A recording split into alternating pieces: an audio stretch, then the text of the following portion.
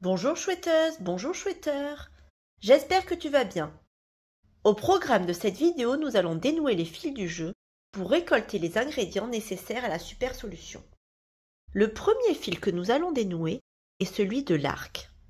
Dans les énigmes, je retrouve l'arc-en-ciel en B, l'arc prêté à Apollo en 420, l'arche de Noé en 600.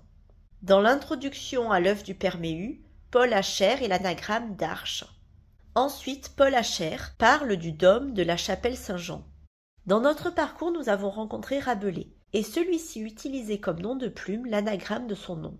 Les anagrammes peuvent donc avoir une place dans le jeu, et le titre de la 520, La Terre s'ouvre, peut en former plusieurs. Mais celui qui m'intéresse est serrer la voûte. Une voûte est un arc, et serrer signifie visser, ce qui implique une rotation. Enfin, je souligne que le champ lexical de l'arche fait écho à plusieurs notions du jeu. En effet, nous retrouvons la clé de voûte perchée au sommet de l'arche. La hauteur de l'arche se nomme la flèche et son diamètre s'appelle la portée ou portée-t'appelle, l'ouverture ou bien la corde. La seconde notion que nous rencontrons au fil des énigmes est celle de l'anneau. Ne dévie pas d'un pouce en 560 peut faire référence à la bague de pouce portée par les archers. Nous retrouvons également les anneaux de Saturne en 420 et à travers Microméga de Voltaire en 500. Nous avons également l'alliance d'Almar et de la fibule de Préneste. Mais cette thématique de l'anneau est surtout évoquée à travers 3 personnages rencontrés au cours du jeu. Pour commencer, la description de Gargantua précise qu'il porte 3 anneaux. Une escarboucle grosse comme un œuf d'autruche enchâssé en or. Ensuite, un anneau fait des 4 métaux ensemble en la plus merveilleuse façon que jamais fut vue. Et enfin un anneau en forme de spirale, serti de plusieurs pierres. Ensuite, en 500, nous rencontrons Jeanne d'Arc. D'après les sources médiévales, elle détient au moins 3 anneaux. Et l'un d'eux est décrit dans les minutes de son procès. Et l'un de ses chefs d'accusation affirme qu'elle aurait ensorcelé cet anneau.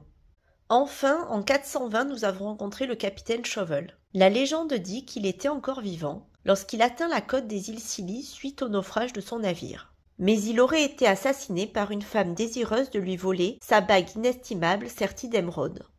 Je peux élargir ce concept d'anneau jusqu'à la notion de cercle, et plus précisément de rotation autour d'un centre. Ce qui a été abordé à travers la roue chromatique, la boussole, les éléments atomiques, ou plutôt les électrons gravitant autour d'un noyau, la liste des villes tournant autour de Bourges, comme les planètes autour du Soleil, et les 2 compas présents dans les visuels. Toutes ces notions convergent vers le fil principal, celui de la montre. Dans la chouette d'or, en 530, je relève le coq, un composant d'horlogerie, la vérité, ou Auguste Vérité. Le sage peut évoquer Charles V dit le sage, sous lequel s'est effectuée la mise des pendules à l'heure, mais également 2 devins, qui évoquent le méridien horaire. Ensuite, en 780, le cocher peut évoquer la montre de cocher, et la direction vers le sud signifie le midi.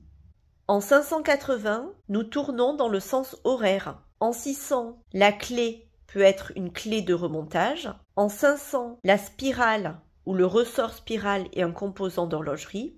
En 420, la montre était un garde-temps sur les bateaux.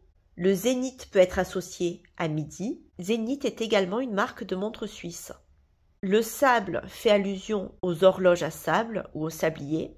Ensuite, le titre de la 650 est quand tout est révélé. Un passage en revue militaire s'appelle également la montre.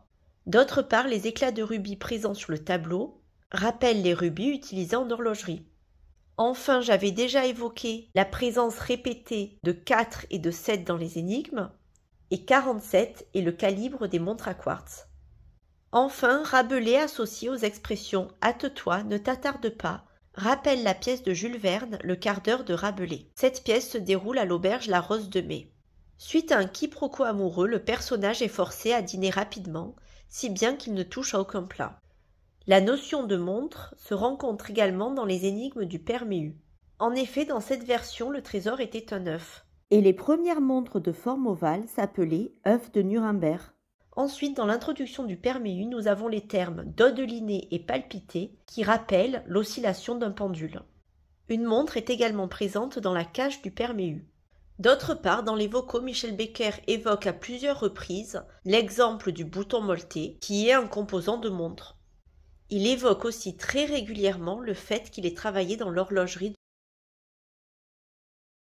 Et si à présent nous nous intéressons à Pierrette, nous retrouvons dans ce poème la thématique de l'horloge. Allant de l'un à l'autre, suggère le mouvement de balancier d'un pendule. Serré entre ses mains, rappelle l'expression « montre en main ». La rose de Pierrette, présent de Valentin, a semé ses pétales, évoque l'expression « égrener les heures ». Ensuite, les pas de Pierrette sont hésitants, mesurés et cadencés. Ces adjectifs pourraient qualifier les aiguilles d'une montre. D'autre part, Pierrette se montre diligente et zélée. Elle agit donc avec rapidité et application.